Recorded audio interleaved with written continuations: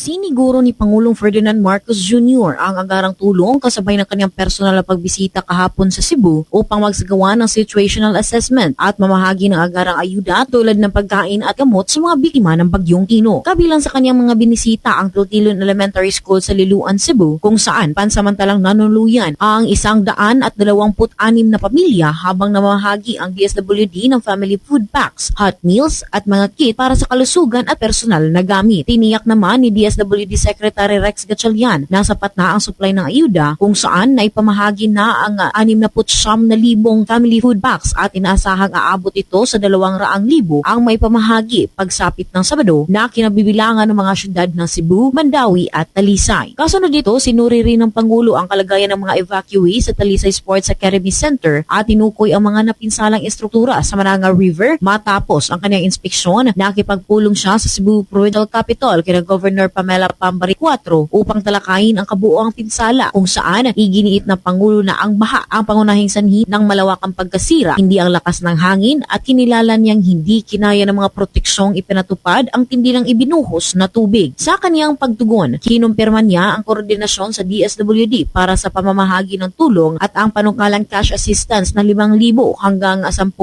para sa pagtatayong muli ng bahay. Samantala, habang inutusan ng Pangulo ang Department of Human Settlements and Urban Development na pag-aralan ang tulong pabahay, lalo na ang paglilipat sa mga pamilyang nakatira sa loob ng no-build zones patungo sa ligtas na lokasyon. We will be helping the families of those naging casualty. We will help them to recover them back on their feet and do what we can make up for the loss that they have suffered. And again, I made the same promise to the Cebu Governor and your Mayor. National government is needed. We will be here. We are not leaving. Mula rito sa lalawigan at lungsod ng Cebu, this is Bombo Irene Ardiente and this is Bombo Radio Philippines, the #1 and most trusted source of news and information. Basta Radio, Bombo!